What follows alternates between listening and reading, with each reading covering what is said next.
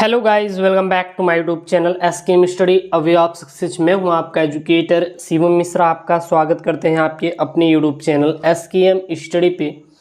और यहां पर लेके आए काफ़ी महत्वपूर्ण वीडियो, जी हाँ, जो कि आपके बोर्ड परीक्षा के लिए काफ़ी इंपॉर्टेंट होने वाला है। इसीलिए वीडियो को लाइक करें, चैनल को सब्सक्राइब करें।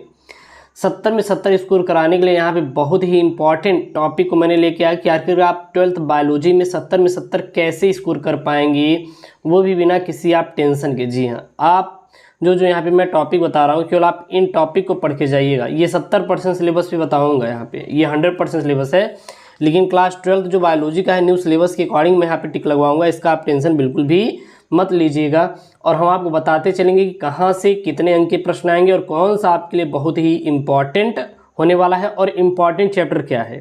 ठीक है, तो सबसे पहले इसमें हमारे क्लास 12th बायोलॉजी में 5 इकाई है। इकाई 1 में आपका जनन है, इकाई 2 में आपका अनुवांशिकी और विकास है, इकाई 3 में क्या है आपका, तो इकाई 3 में आपका है जीव विज्ञान और मानव कल्याण, और इकाई 4 में है जैव प्रौद्योगिकी एवं उसके अनुप्रयोग, तथा इकाई 5 में है पारिस्थितिकी एवं पर्यावरण।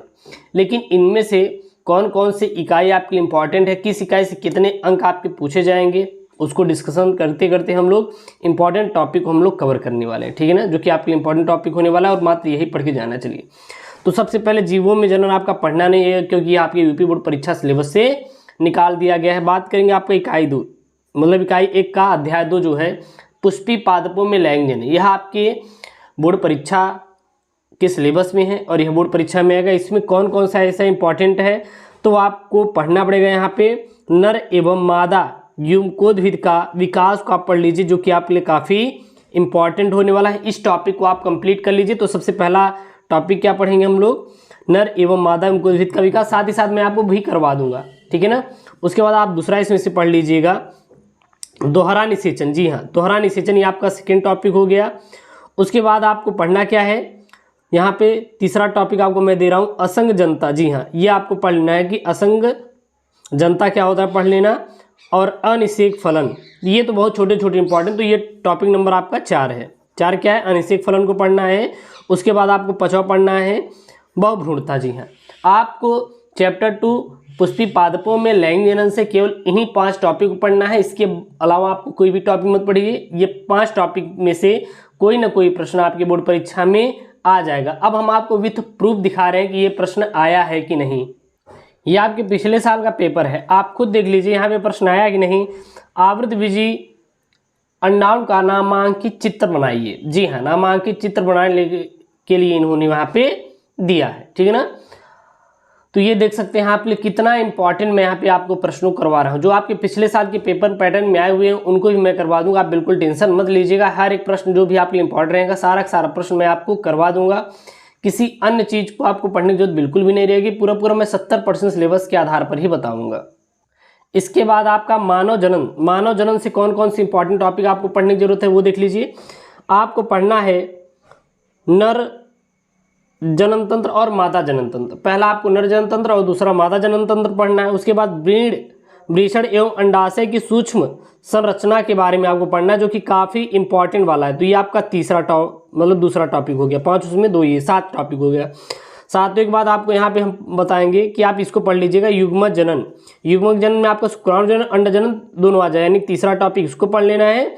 उसके बाद आपको केवल एक पढ़ लेना, वो क्या है आपका निषेचन।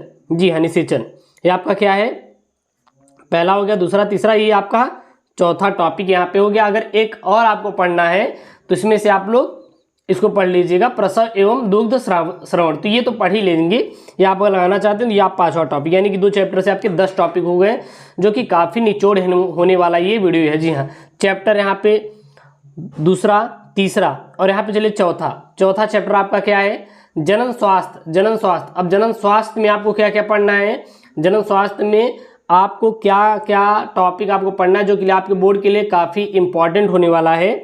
तो आपको इसमें से आपको पढ़ना है रोग, जनन स्वास्थ्य की आवश्यकता और यौन संचारी रोगों की रोकथाम। जी हाँ, इस टॉपिक को आपको पढ़ लेना है। पहला इसमें एक टॉपिक पढ़ लेना है और दूसरा आपको पढ़ना है परिवार नियोजन। परिवार नियोजन बहुत छोटा सा ये टॉपिक, आप मतलब ऐसे तैयार कर लेंगे। उसके बाद आपको क्या पढ़ना है, उसके बाद आपको MTV भी पढ़ना है, इसमें IVF भी पढ़ना है और गिफ्ट और गिफ्ट का आपको पूरा नाम पढ़ना है और MTV वाला आपको डिटेल पढ़ लीजिएगा। और IVF और जिफ्ट और गिफ्ट, इसका पूरा नाम याद कर लीजिएगा कि IVF, जिफ्ट और गिफ्ट का पूरा नाम क्या होता है। और MTV वाले टॉपिक को आपको पूरा पढ़ना है। तो 3, एक चौथा, ये तीसरा ये टॉपिक है, चौथा ये, तो इसमें 4 टॉपिक, यानी टोटल आपके तीसरे, दूसरे और चौथे से आपके 14 टॉपिक यहाँ पे हो चुके हैं, जो कि आपको आराम से 14 नंबर दिलाएंगे। तो 14 टॉपिक मतलब 14 नंबर, ये आपका इकाई 1 से बात कर रहे हैं। तो इकाई 1 में आपको 14 टॉपिक 14 नंबर आपको दिलाएगा। 5 टॉपिक अध्याय 2 से, 5 टॉपिक अध्याय 3 से, और आपको 4 टॉपिक अध्याय 4 से आपको पढ़ना है, जो कि मैंने यहाँ पे टिक लगवा दिया है। पॉज करके आप स्क्रीनशॉट ले सकते हैं। उसके बाद आपका इकाई 2 आता है। इकाई 2 में आपका क्या है, तो इकाई 2 में आपका आता है यहाँ पे अनुवांशिकी और विकास। अनुवांशिकी और विकास में आपका विकास तो चैप्टर हटा दिया गया है, विकास तो आपको पढ़ना नहीं है। अब इसमें केवल आपको 2 चैप्टर पढ़ना है, वो क्या है, वंशागति और विविधता, मंडली वंशागति, मंडली अनुपात से विचलन। और आपका ये टॉपिक पढ़ना है वंशागति का आणविक आधार। तो ये 2 चैप्टर आपको पढ़ना है, यानी कि 3 उधर मैंने बताया, 3, 2, 5 चैप्टर, यानी कि यहाँ पे अध्याय 2 से लेके 6 तक पूरा निचोड़ है, 5 और 6 तक पूरा निचोड़ है, चौथा, 5वां और 6वां। 7वां आपका चैप्टर आपके यूपी बोर्ड परीक्षा 2023 के सिलेबस से हटा दिया गया, जो कि 2021 से भी हटाया गया। तो चलिए देख लेते हैं। तो अगर इसमें बात करेंगे तो इसमें आपको अपूर्ण प्रभाविता को पढ़ लेना है, सप्रभाविता को पढ़ लेना है, यानी कि दूसरा टॉपिक 2। उसके बाद आपको ये वाला पढ़ लेना है, ये वंशागति का क्रोमोसोम सिद्धांत, तीसरा टॉपिक, जो कि काफ़ी इंपॉर्टेंट है और आपके यूपी बोर्ड परीक्षा में हर साल ये भैया प्रश्न पूछा जाता है। ऐसा एक भी साल नहीं है जिस साल ये प्रश्न पूछा ना गा हो, ठीक ना। हर साल मतलब ये प्रश्न पूछा जाता है। कोई अगर डाउट आ रहा है तो बिल्कुल आप कमेंट कर दीजिए। वैसे भी मैं आपको सिलेबस पिछले साल पढ़ा दिया था। अगर इस बार भी आपकी डिमांड होती है, अगर आप ये कहते हैं कि सर मुझे इस बार भी इसका पूरा सिलेबस करवा दीजिए, तो इस बार मैं आपको पूरा सिलेबस इसका कवर करवा दूंगा, ठीक है ना। उसके बाद लिंग निर्धारण। लिंग निर्धारण में किसका किसका पढ़ेंगे आप लोग? लिंग निर्धारण में मनुष्य का, पक्षी का, मधुमक्खी का। इसमें से आपका 2 का आता है, मनुष्य और पक्षी का लिंग निर्धारण आता है। कभी कभी आपका मधुमक्खी का भी लिंग निर्धारण आपके बोर्ड परीक्षा में पूछ लिया जाता है। उसके बाद आपका वर्णांधता और होमोफीलिया वाला आप लोग पढ़ लीजिएगा, ठीक है ना। और उसके बाद मनुष्य में मेंढकली विकार, इतना इंपॉर्टेंट नहीं है, अगर आप पढ़ना होगा पढ़ लेंगे, लेकिन ये इंपॉर्टेंट नहीं। इसके अलावा आप ये पढ़ लीजिएगा, मनुष्य में गुणसूत्री विकार। मनुष्य में गुणसूत्री विकार यानी डाउन सिंड्रोम, टर्नर सिंड्रोम एवं क्लिनफेल्टर सिंड्रोम वाला आप लोग पढ़ लेंगे। तो इसमें कौन कौन सा टाइप पढ़ना है? पहला अपूर्ण प्रभाविता, दूसरा सहप्रभाविता, तीसरा वंशागति में क्रोमोसोम सिद्धांत, चौथा लिंग निर्धारण, 5वां हीमोफीलिया, 6वां वर्णांधता, और 7वां क्या? मनुष्य में गुणसूत्र विकार जैसे डाउन सिंड्रोम, टर्नर सिंड्रोम एवं क्लिनफेल्टर सिंड्रोम, जो कि काफी इंपॉर्टेंट है। तो 7वां आपको 5वें अध्याय से पढ़ना है और 14वें पहले बताते हैं, यानी कि 7 और 14 कितना हो गया? 21 टॉपिक को आपको यहाँ पे कंप्लीट पढ़ना है। तो आपको 18 नंबर आराम से मिलेगा। 18 और 14 कितने हो गए आपके? 18, 14 हो गए आपके 32 नंबर आपके ऐसे ही आपके केवल और केवल इतने टॉपिक से 17 टॉपिक से क्लियर हो जाएंगे। उसके बाद आपका वंशागति का आणविक आधार है यहाँ पे। इसमें से आपको क्या क्या पढ़ना है? तो इसमें से अनुवांशिक पदार्थ की खोज, आरएनए डीएनए को पढ़ लीजिएगा और आरएनए एवं डीएनए की संरचना के बारे में पढ़ लीजिएगा। साथ ही साथ डीएनए पैकेजिंग लगा लीजिए, डीएनए पैकेजिंग, क्योंकि आगे तो लिखा नहीं इसलिए मैं आपको बोल दे रहा हूँ, डीएनए पैकेजिंग को पढ़ लीजिएगा। उसके बाद आप एक और पढ़ लीजिएगा, वो क्या पढ़ेंगे? अनुवांशिक कूट के साथ साथ आप लोग मानव जीनोम प्रोजेक्ट और डीएनए फिंगरप्रिंटिंग को पढ़ेंगे। डीएनए फिंगरप्रिंटिंग को पढ़ेंगे। तो इसमें से आपको 5 टॉपिक आपको पढ़ना है।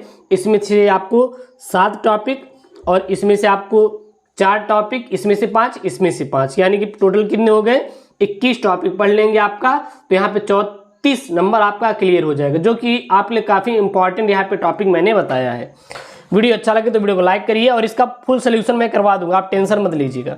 जो भी आपके पास नोट्स है, यदि आप टिक लगा के अपनी जो भी आप क्वेश्चन बैंक खरीदे होंगे मार्केट में, उसको टिक लगा के उसमें से पढ़ लीजिएगा। कहीं अगर दिक्कत आ रही है तो बिल्कुल आप कमेंट कीजिए। ओके दोस्तों, थैंक यू, जय हिंद।